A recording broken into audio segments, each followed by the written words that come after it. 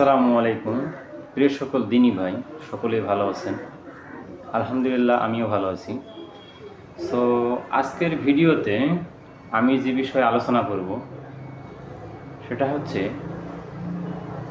কোরআনের পরে শেখ নাসিরুদ্দিন আলবানী রাহিমাহুল্লাহ তিনি বলেছিলেন যে সিয়াসিত্তার কিতাবগুলো একত্রিত করা দরকার এবং এগুলোকে গ্রন্থাকারে সহি শুদ্ধতার বিশুদ্ধতার মানদণ্ড বিচার বিবেচনা করে এই সিয়াসিত্তার কিতাবগুলো তৈরি করা হয়। এর প্রথম পর্যায়ে যে কিতাবটা ছিল এটা হচ্ছে সহিহ আল বুখারী। ইমাম বুখারী রাহিমাহুল্লাহর এই কিতাবখানা, এইখানে প্রায় আনুমানিক সহি হাদিসগুলোর মধ্যে এই কিতাবটা সীমাবদ্ধ করা হয়েছে। আর সেগুলো হচ্ছে এগুলো আনুমানিক ৭,৫৬৩টা এরকম হবে আর কি হাদিসগুলা। তো এই হাদিসগুলোর বিষয়ে আমরা কে কতটুকু জানি এটা আমার জানা নেই, তবে আমাদের একটা নৈতিক দায়িত্ব আছে মুসলমান হিসেবে। নবীজির জীবনী জানতে হবে, নবীজির যে সুন্নতি আমলগুলো আছে সেগুলো কিভাবে পালন করতে হবে এবং এগুলো কিভাবে বাস্তবায়ন করব এগুলো প্রথমত আমাদের জানতে হয়।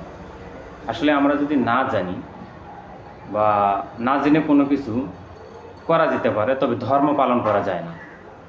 ধর্ম পালন করতে হলে মূলত অবশ্যই কোরআন ও হাদিসের সহি জ্ঞান থাকা প্রয়োজন। তো আজকে আমি কোনো হাদিসের বিষয়ে আলোচনা বা কোনো কিছু করতে আসিনি, শুধু উপস্থাপনা এতটুকু বলতে এসেছি। আজকে থেকে আমার নতুন একটা অধ্যায় শুরু হলো। এই সিয়াসিত্তার গ্রন্থের মধ্যে ইমাম বুখারী রাহিমাহুল্লাহর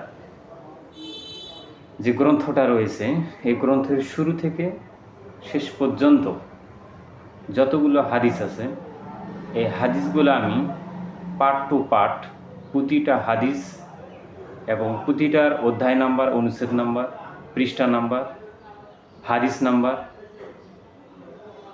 এগুলো আপনাদের সামনে প্রতিটা, তার মানে এক একটা হাদিসের অধ্যায়, অনুচ্ছেদ,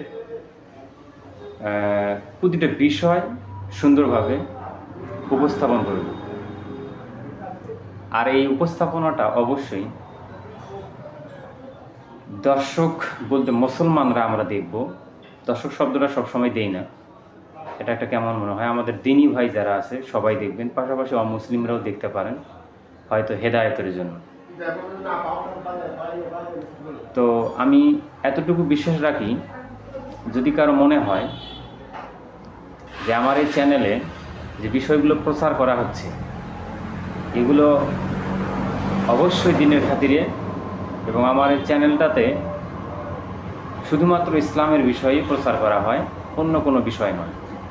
আর আমি অন্য কোনো কিছু যোগ করতে চাই না। আমি যতদিন এটা চালাবো ততদিন শুধুমাত্র এগুলোই চলবে। আর এগুলো এইভাবে উপস্থাপন করার একমাত্র কারণ হলো, কারণ একটা গ্রন্থ যখন পর্যায়ক্রমে শুরু থেকে শেষ পর্যন্ত অধ্যায় নাম্বার, অনুচ্ছেদ নাম্বার, অধ্যায় নাম্বার, অনুচ্ছেদ নাম্বার, হাদিস নাম্বার, পৃষ্ঠা নাম্বার উপস্থাপন করতে হয়, তখন আসলে একটা দৃঢ় মনোবল ঠিক থাকতে হবে। মনোবলটা অনেক কঠিন হতে হবে। খুব সহজে এই জিনিসটা করা সম্ভব না, কারণ আমরা আমাদের জীবনে দেখেছি যে কোনো কিছুই খুব সহজে হয়ে যায় না। ইমাম বুখারী তার এই গ্রন্থ এত সহজে রচনা করেনি। এরকম যারা পৃথিবীতে বড় বড় মুহাদ্দিস ছিলেন তাদের জীবনের যে গ্রন্থগুলো আমরা পড়ে থাকি এগুলো আসলে এত সহজে তৈরি হয়নি।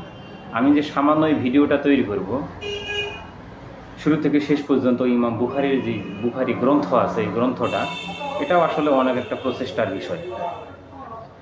তো আমার জন্য সকলেই দোয়া করবেন এবং আমার চ্যানেলে সবাই যুক্ত থাকবেন এবং বেশি বেশি সাবস্ক্রাইব করার চেষ্টা করবেন, যাতে করে মানুষের সামনে দিন সঠিকভাবে উপস্থাপন করতে পারি হালাল পথে।